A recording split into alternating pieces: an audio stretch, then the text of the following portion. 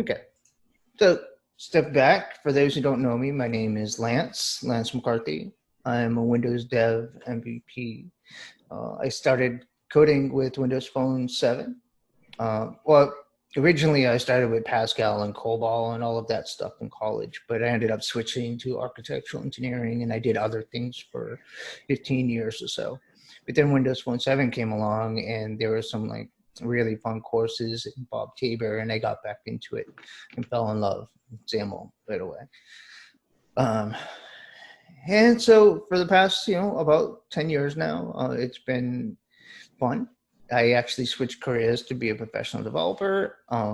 I love doing things like this, taking my knowledge and sharing it and helping people get better at what they do. And by the same token, you learn when you teach at the same time. So throughout this back and forth, giving knowledge is one of the main things I love about the developer world. Made friends through Twitter and groups like this. And this is the magic of what it is. And along the way, Microsoft recognizes you for this kind of thing, and some of you are MVPs as well, so you know. What I will show you today is a thing called Xamarin.Forms effect. The name is a little misleading because you would think it's some sort of visual effect where it does something cool like an animation or something along those lines. An effect is just a way to customize a native control. So if you're familiar with Xamarin.Forms, we still have these things called custom renderers.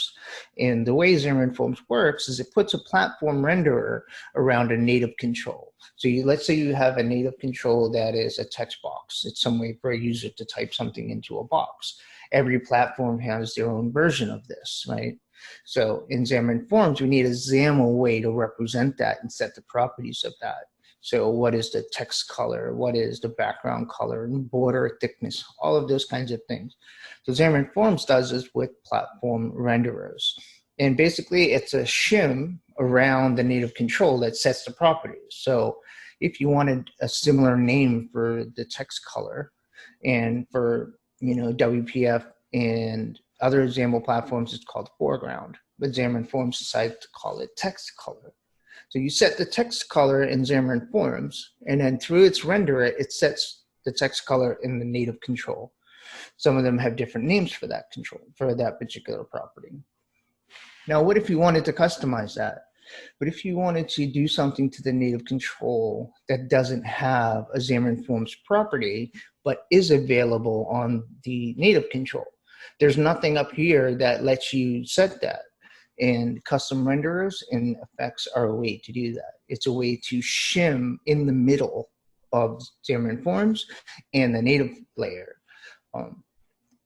Custom renderers have been around for a while, and effects are relatively new. You might ask, what's the difference between the two? The easiest way to say this is that a custom renderer is when you want to override or add something to the native control. So it happens very early in the life cycle, and you can change something in the native control before it's even created for the Xamarin.Forms layer. Effects lets you set something after. It's much easier and less complicated to set up. So let's say you only wanted to set the background of something. Why do you have to go through all of these complicated steps and native API layers of setting this when you just want to set the background color? And an effect is perfect for that. It's pretty quick, pretty straightforward, and that's what I will show you today. There's since I can't show you more than one window at once, I'll paste these links in after so that you can check them out later. But the Xamarin.Forms documentation for effects is pretty nice. They put a lot of effort into taking you to a walkthrough and helping you take home the important points of this. In today's tutorial, I will show you just a very simple one. So on my screen, you see entry. I can zoom that in for you. So if you're not familiar with Xamarin.Forms, an entry is a text box, something you can put text into. And what I want to do is set the background color on each platform. What I'll do is I'll show you how to do this just in Android, just so you can understand how it works, and I can type this out directly. And then for a more realistic scenario, you don't usually want to do this for entry. I will use a chart and we'll create some custom labels, because this is usually a scenario that you would want to go into making an effect or a custom renderer, is something that's not available and rather some custom to your setup. And most charts, bar charts, have the label above it. And my imaginary customer wants the labels in the middle of the bar. And we will do that with an effect.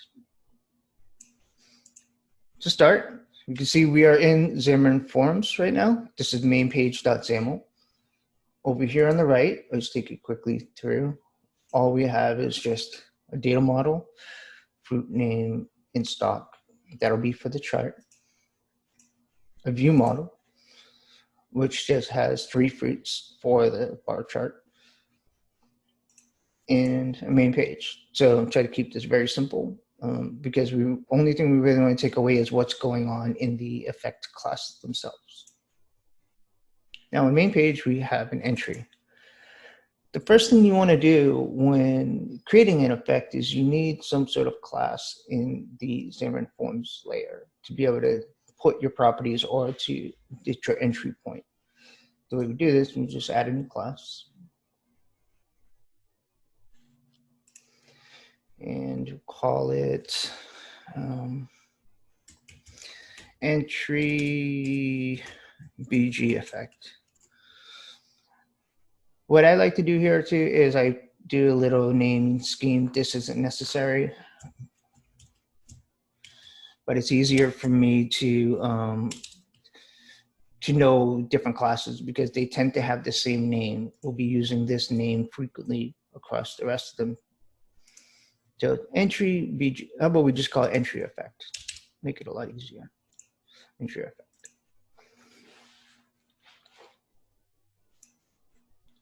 First thing, we make it public. And then we inherit from platform effect. There's a routed effect.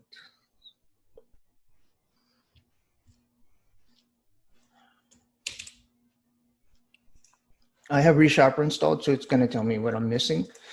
But the constructor needs 2 things. Actually, we'll do it the regular way.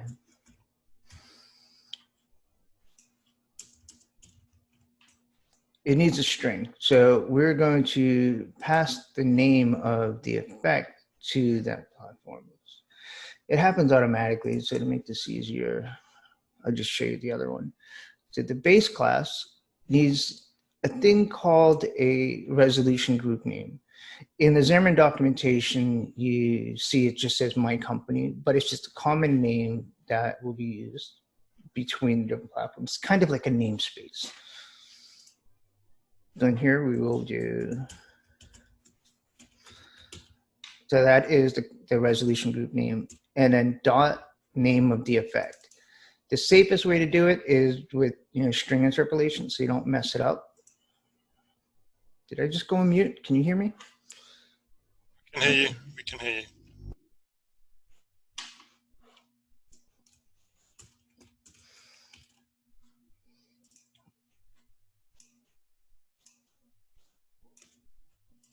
That's all you need. Oh, what am I missing again?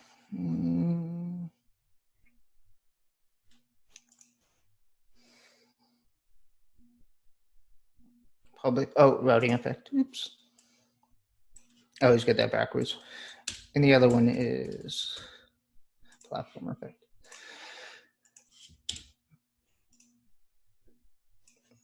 Okay, so the takeaway here is all we're doing is we're naming a class. This is kind of like an interface, right? Where it's not really used directly. It's just a way to define what it is. And Xamarin.Forms would use this internally. So you use my company name here, and then the actual name of the class here. And that's it. So if we come back into the code here, into XAML,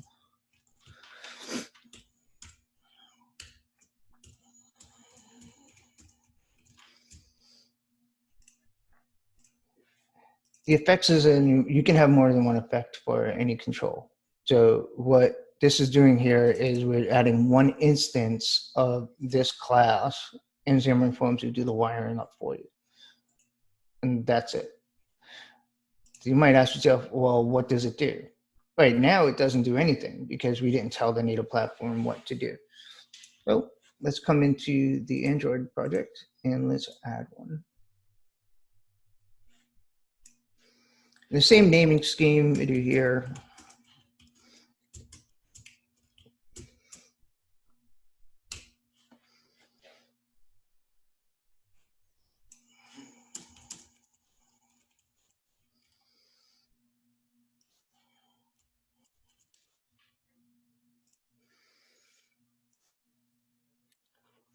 So there are two methods that need to be implemented, on attached and on detached.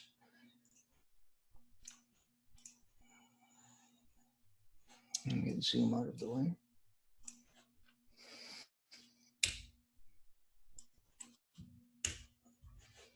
In this case, by default, you get the control passed to you in the actual base of the class. So the native control is actually given to you in the control property. And in the case of Android, it's a view. If you wanted the Xamarin.Forms element, it would be, and that's the Xamarin.Forms control itself. So like I said, there were two layers, right? And they're both actually two different objects in memory. Most of the time, you don't use the element here because all we really want to do is set the background color. The Android is a set background, yeah. So notice here that we're using actual Android APIs. This is Xamarin Android. And make this easier.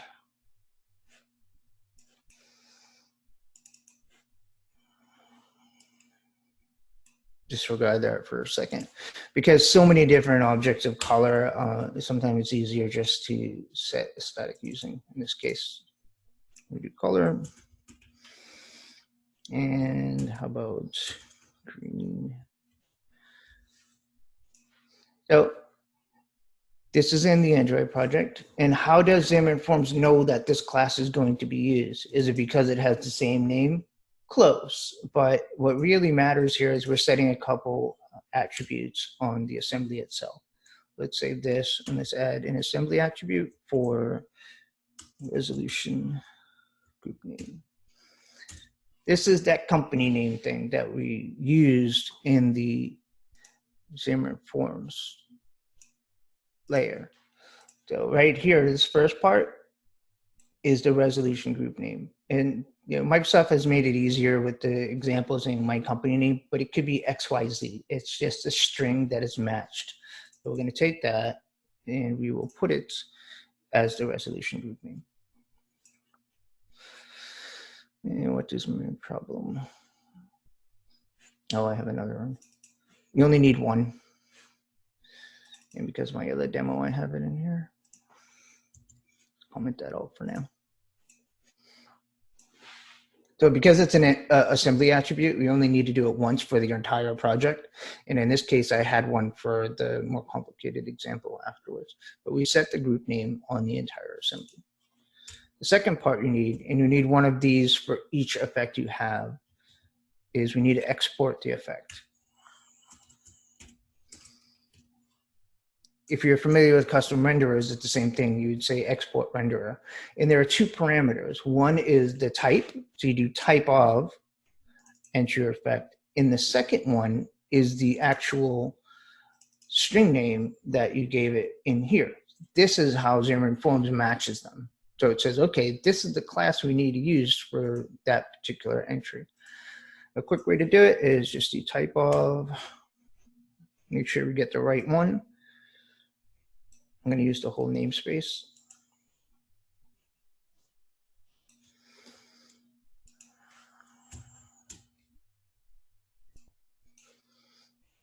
Zoom out a little bit. And the second parameter is the string. I would say use name of next time, but to keep this a little shorter, you can see the whole screen.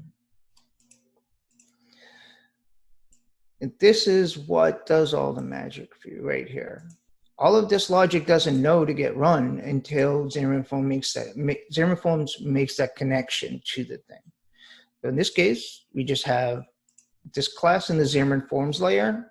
It says, okay, if any control uses this instance, look in the native project and see if you can find anything that has this resolution group name and anything that has this name. If there's a match, then go ahead and run the logic inside of the class here.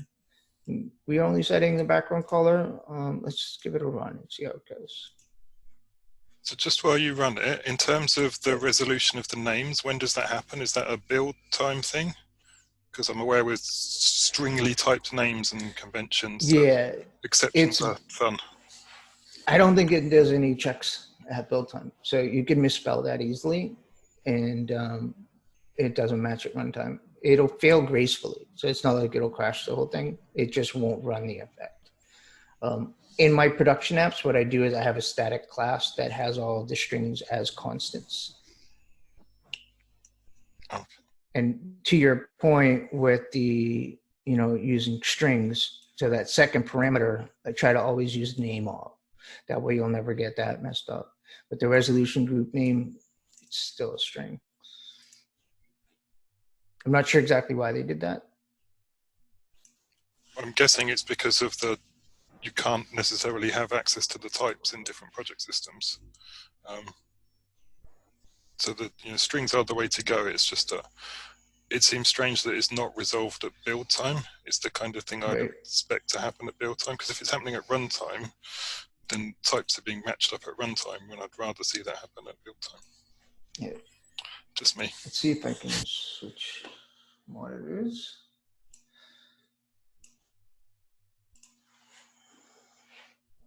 No, that wasn't too painful. You should be able to see the Android emulator now? We do. Okay.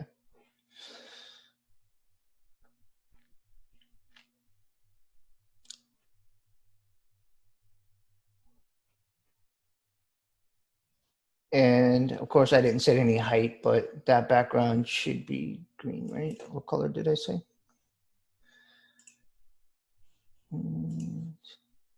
Green. My monitor is messed up, so I can't tell. But is that background a different color? It is, okay. But so the takeaway is that, yeah, this was an easy property to set and was only done with one line of code. But normally you can't do this, right? It's super hard to get access to the native control itself. So let me switch back to the other one.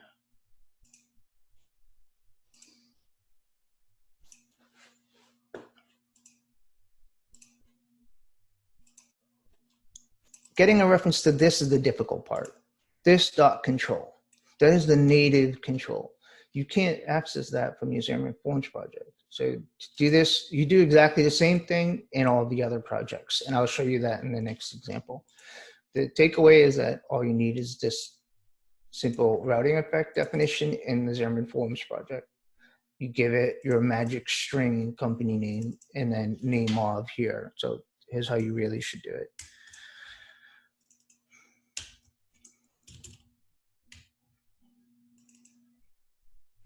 And to make it even safer, I would use the whole namespace. So you would do that. The only questionable thing is this part. And as I mentioned earlier, you could do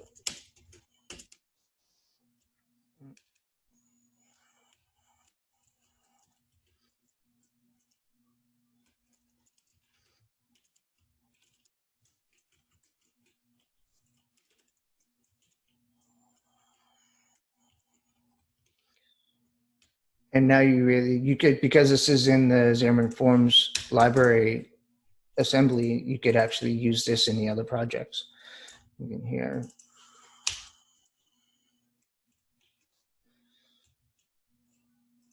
And that'll greatly decrease the chance of messing something up.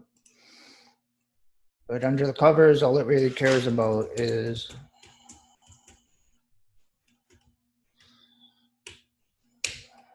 new keyboard. I hate this thing.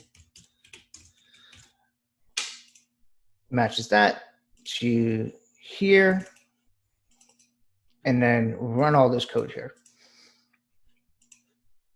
All right. So with that out of the way, let's look at a real world example. And I'll take you through each platform's class itself for the effect. I'm using a Telerik chart here, but this could be anything. The reason why I chose this for the demo is because each platform has a very different charting control, and it's a good scenario where there's no common thing that you can set from the Xamarin.Forms layer into each one. So let me uncomment this and delete the other ones. So all I'm doing now is I'm just deleting our entry demo.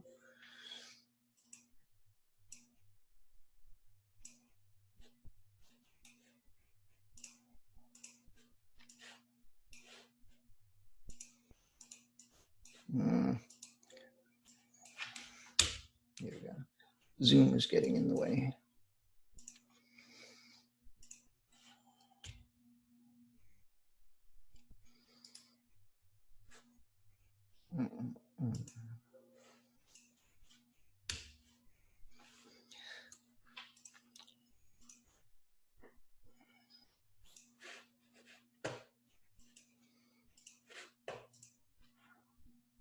Okay, I'm back. As I showed you earlier, we just have a view model with 3 items in it, and the 3 items just populate the chart. Kept it pretty low. And the chart is just going to show the category, fruit name, and the value binding. So the height of the bar will be how many fruits there are in stock. Nothing special going on other than that. Let's take a look at the iOS one. So as we did before, here is the Xamarin.Forms routing effect class. We just say the resolution group name here and the name of the class itself. That's it. In the iOS layer,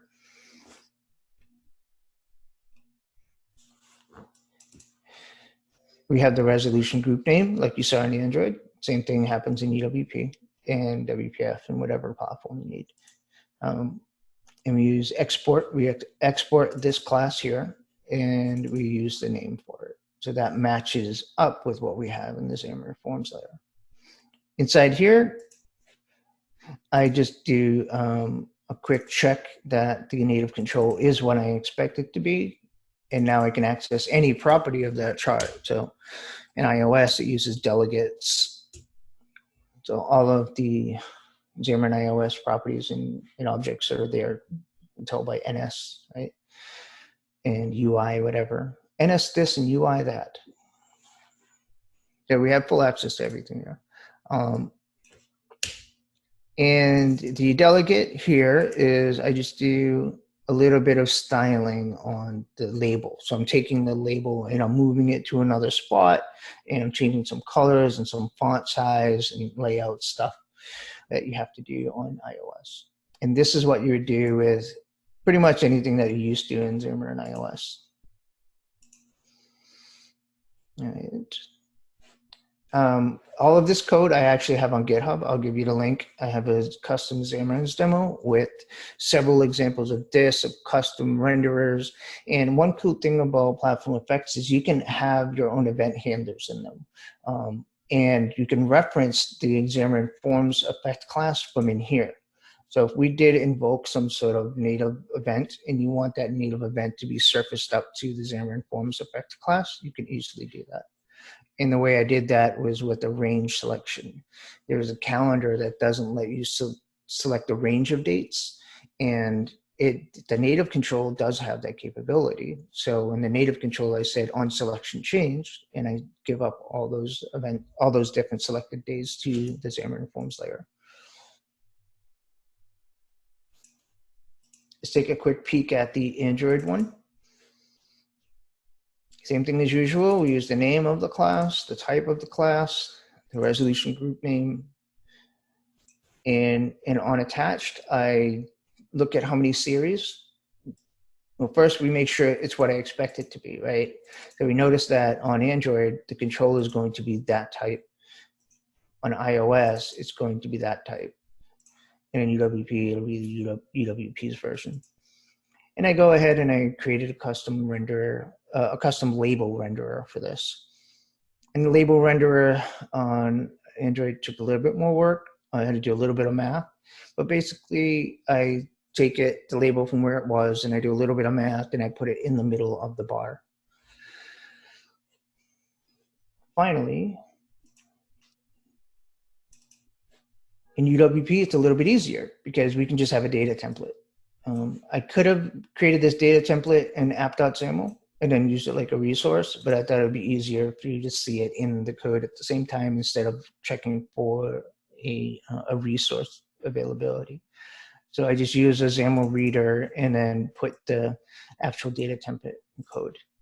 And the way I do it on this platform is I'm just moving it by changing the margin. So normally it's above the bar, and I just say move it over a little bit, move it down 180 pixels, and try to put it in the middle.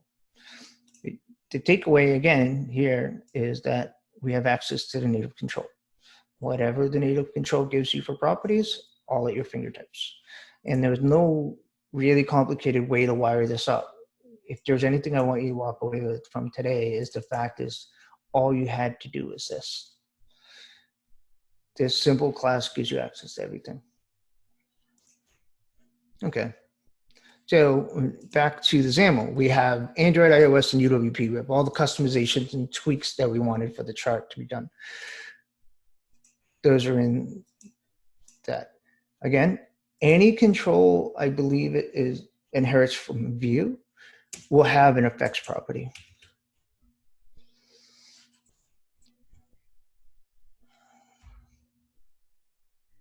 Element, actually, it's a little bit lower than element. So any Xamarin.Forms element will have an effects collection for it. And we tell Xamarin.Forms to local portable.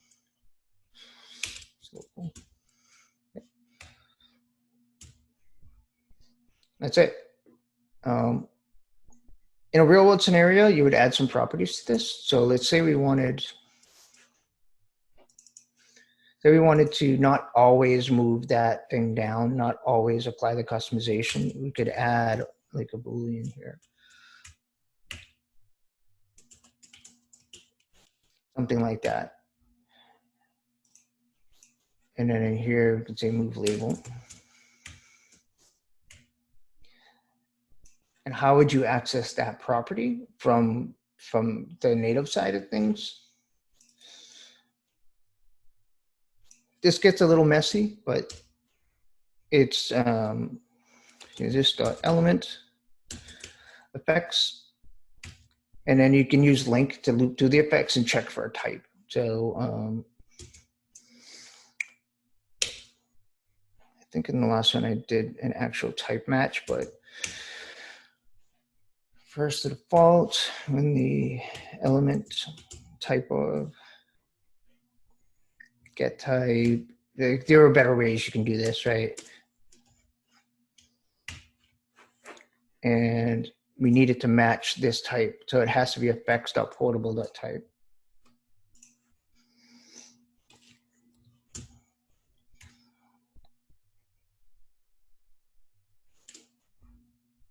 Oh, let me move you. How about we just do it like this? A little easier. Get rid of that.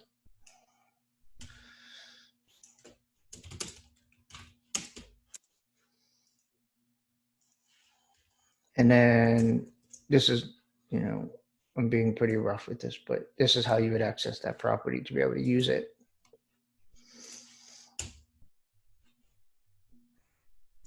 Oops, I had it backwards.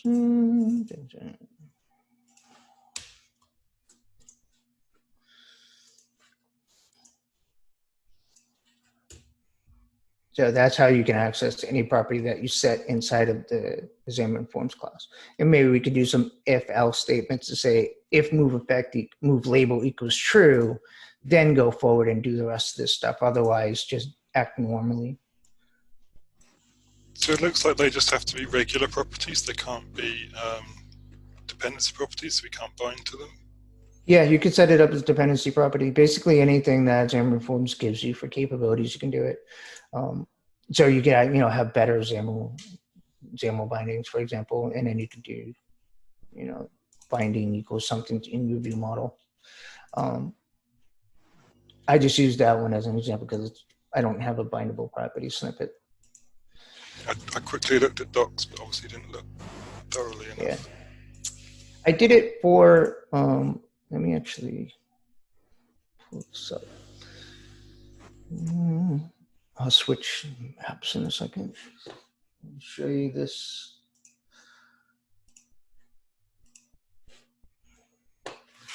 So this is the repo I was just telling you about. And down here, I explain a lot more what each one of the demos do, but I believe in this one, I use a bindable property. No, they're in there somewhere. I've done it before. Actually, remember how I mentioned that we could use event handlers and basically anything inside of that class? This is a good example of that.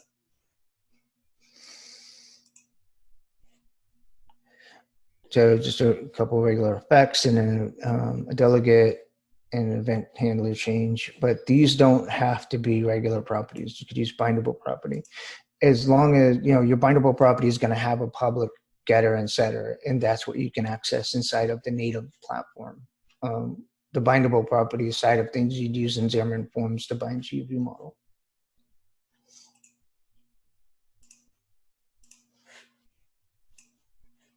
There's a bunch of other stuff in the routing effect class too that you might, like if you wanted to take it to another level, there's some good stuff in the documentation underneath the effects. At the risk of displaying my ignorance, it inherits from object, not binding object, so I didn't thought it had the ability to support bindable properties. And something else too is in Xamarin.Forms, I tend to go with either a frameworks MVVM framework, or I have a NuGet package out there, common helpers, where I have my own iNotify property change, and because there's some of the things that are missing from some of the base classes that are in Xamarin.Forms right now. They're working on it, and they've made some significant changes since like even 4 versions ago. Like you can even do relative source binding now. I learned about that a couple months ago. And like, those are the things that make a XAML framework mature. All right, so now that we set this up, let's do a quick deploy.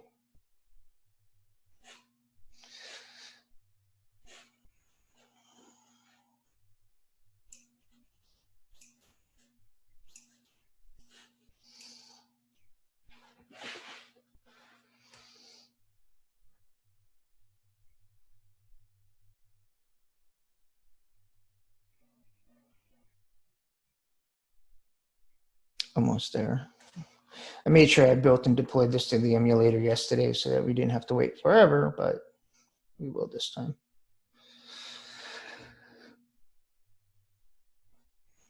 Okay, here we go.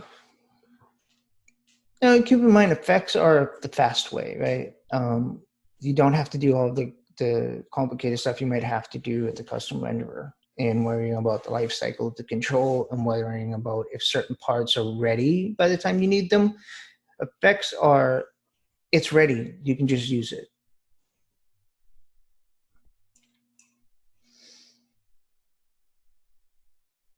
Okay, so you see how those are in the middle of the bar? That is the custom part. So if I come back in here. No, I can't see it. Did I not The see shared, Windows? it did shared, but it's not sharing properly. The image is all distorted. How about now? But yeah, now we can see it. Okay. Yeah. So that 8 and 3 and 5, those are actual chart labels that are normally up at top of the bar. We have this little dynamic logic that if the bar gets too close to the top of the screen, it'll move the label down a little bit. But a client typically will ask for something like this. And you're like, well, the Xamarin.Forms control doesn't give me the option to do that, but the native controls do. And you don't think ahead of time that you need something like this until you need it, and you find yourself using these to save the day. Let's see if I can do live reload while you're looking at that. I'm commenting out the effects. Okay, so you saw that change? All I did was a live reload. I commented out the effects in the XAML. So that's what it normally looks like. And let's uncomment it, save the page, and you can see it with it. So there we go. Let me now switch to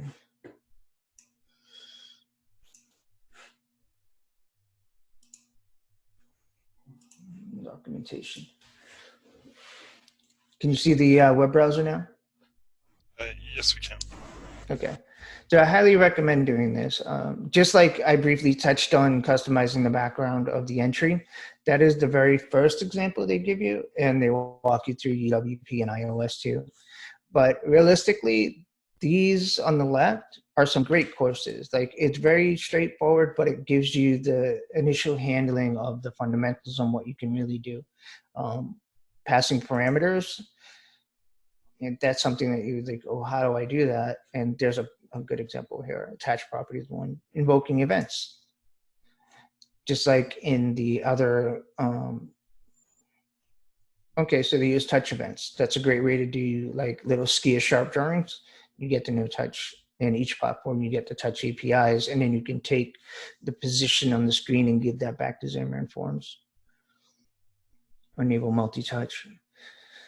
But yeah, I think if you're a Xamarin.Forms dev, knowing how to use an effect saves your butt a few times, and it prevents you from getting into that corner where you're frustrated when you think Xamarin.Forms doesn't give you enough to do your job.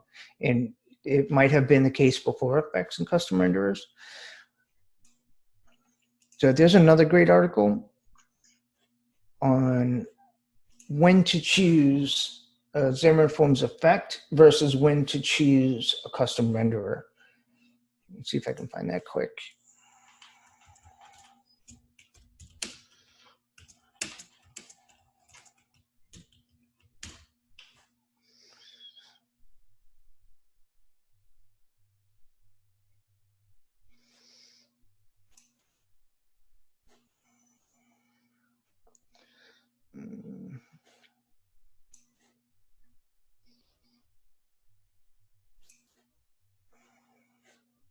I'll have to find it, but it's a comparison of when you would want to choose one or the other, depending on your scenario. But my initial, high level entry into it was, if you want to change some things that are there already, an effect is a fast and efficient way to do it. If you need to override any built-in functionality and change its default behavior, the renderer is a better approach. It's probably right here. So,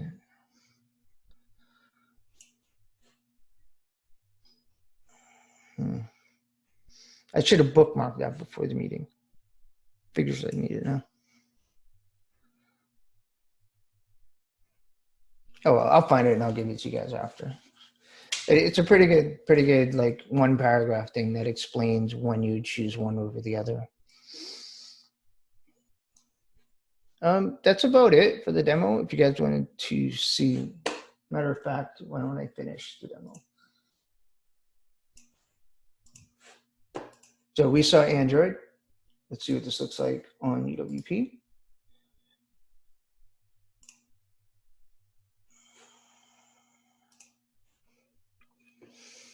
I'll have to switch windows in 1 second.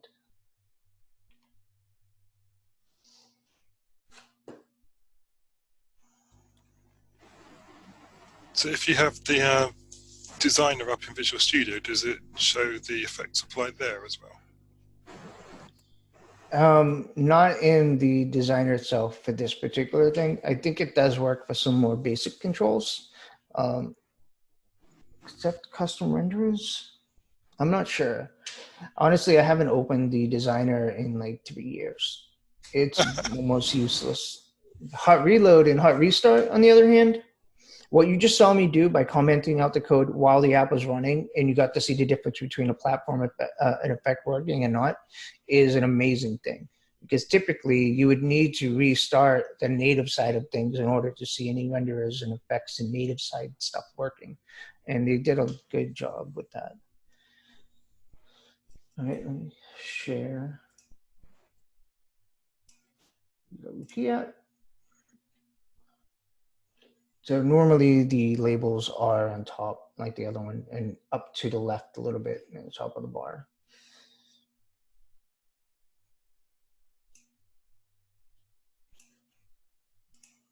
And finally, let's keep our fingers crossed for this one. I did take screenshots just in case one of these couldn't deploy.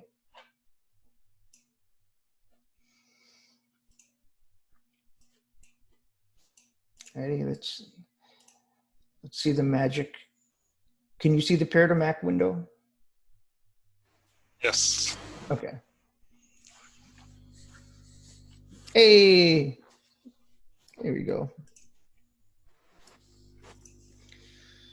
Yeah, this typically requires a restart of Visual Studio when you see the SSH issue. Now I can't close it. Here we go. So why don't I just show you the screenshot?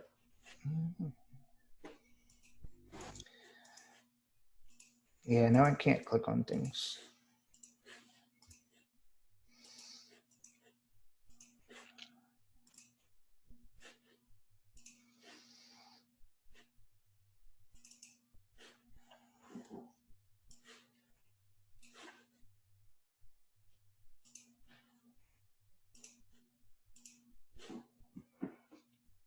And that's what it looks like on iOS. iPhone 11, I think. iOS 13, iPhone 11. Oh, there it is in the top left. Yeah. But normally in this case, it would be above, just like the other ones. It's a little more stylized, a little higher, but the client wanted the value to be in the middle. And another common request for this is that it rotates the text, like show the name and rotated, or they might not want anything in the x-axis, like no labels there. Instead, it would say bananas inside of the bar itself. And that's how you could achieve something like that. Are there any limits of things you found you can't do with it? Any what that I can't do with it? Is there anything you found you can't do with it, or things it's not capable of doing? A good example was I needed to change the type that one of the native controls needed, and it was too early in the life cycle. Like the native control had already been instantiated, and what it needed to be created with was far too late. So in that case, a custom renderer was better because the custom renderer's logic happens before the native control is completely built. So you can access different parts of the native control and give it what it needs. In this case, we used a delegate for,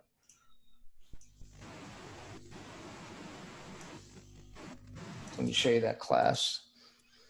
In this case, the native control, the chart itself has already been created, and we just need to tell it, the delegate, to create that column bar series, and it's fine at this point in the life cycle to do it. And 99% of what you need to do is already after the native control has been instantiated. But that is, I think, what it boils down to. Effects are good for everything you need to change in the native control after it's been created. You don't need to necessarily override any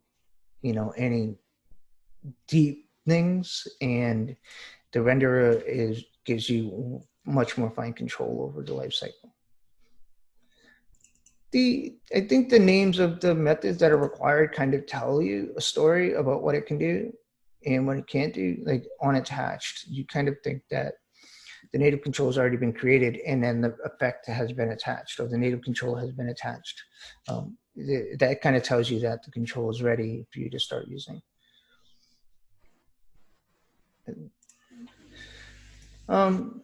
If anybody has any questions, I'm more than happy to spend the last 10 minutes going through anything. It doesn't necessarily have to be about the effects. Yeah, Again, any other Xamarin.Forms questions? Everyone feel free to unmute, even if it's just a comment rather than a question as well. That's always good. Or if you want to thank Lance for his time, it's always nice to hear people speak their appreciation.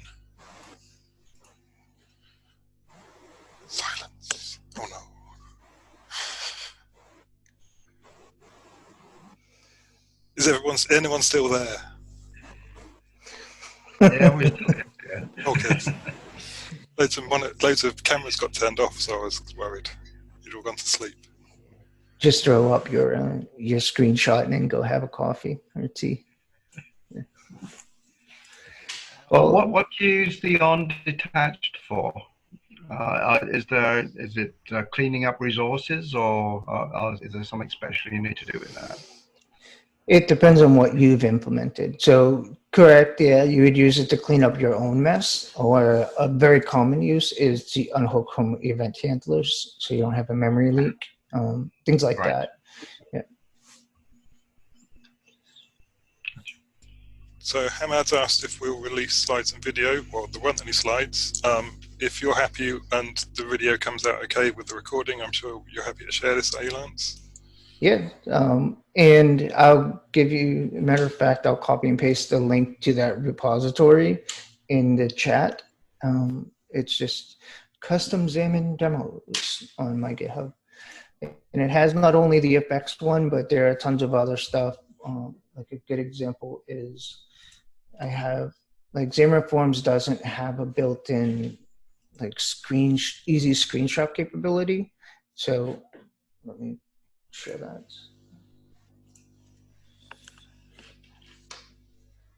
Can you see the browser now?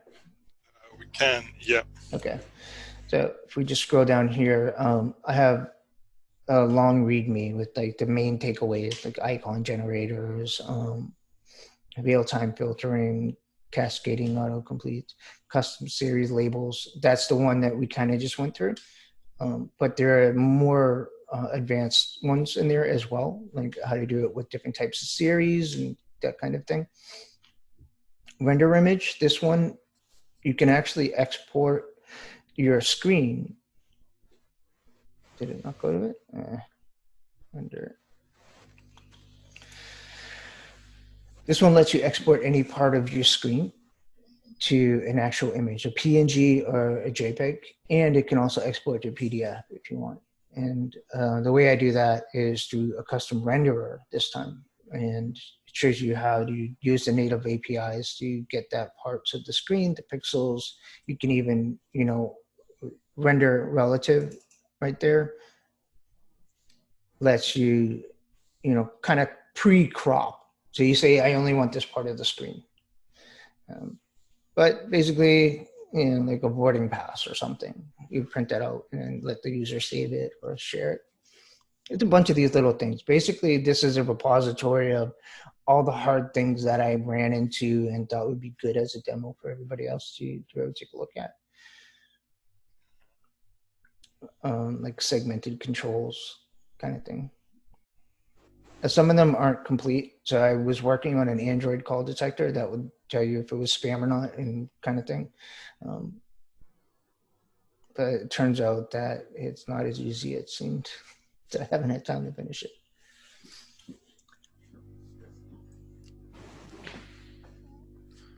Well, I mean, we've had. I'm sorry, I said I'd read out the comments in the chat. Yeah. Pete Foot says he's not got his headset, but thank you. Mark says thank you, very interesting session. Another thanks. Great session. We'll need to go away and play and look at more of this. And the bins, a great talk. Thanks, and some requests for links. I've put a couple in there. If you've got a set of other links to share, or the comparison link as well, if you can find that. Yeah, I'm looking for the chat now. Let's see it. Oh, I see it. It's underneath the more. Okay, so here's the link to the repository. I'm always available on Twitter. Like DM me or regularly tweet me if you want. And I'm more than happy to like hop on a quick remote session to help with anything. Whether it's with Teleric controls or not, I assume.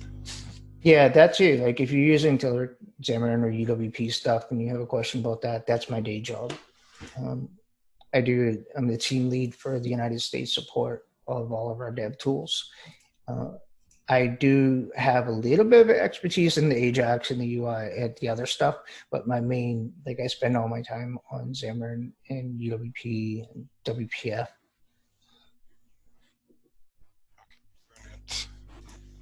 All right, folks. I actually have to go to work in 5 minutes So over here in Boston. we will leave you with time to refresh your coffee then, I think. Yeah. Unless anyone else has a last minute question.